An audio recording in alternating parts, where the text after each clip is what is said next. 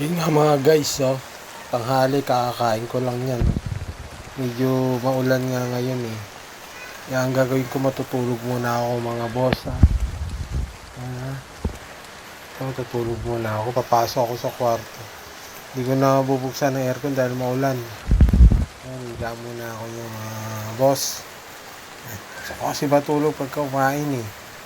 Medyo busog-busog pa pero kailangan matulog kasi inaantok. Alam mo, ganyan ang buhay ng mga tamad eh. Yan parang ang tanga dyan Tunat-tunat pa ako. Ayan guys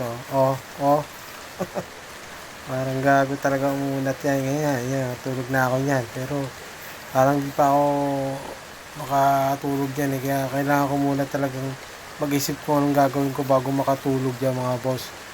Mga boss, ang gagawin ko dyan kasi hindi ako makatulog pa dyan eh. Pero pag nagawa ko ng gusto kong gawin, makakatulog na ako dire-diretso niya mga boss.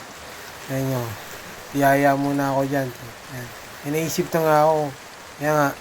Yun. Magpupush up nga muna ako mga boss.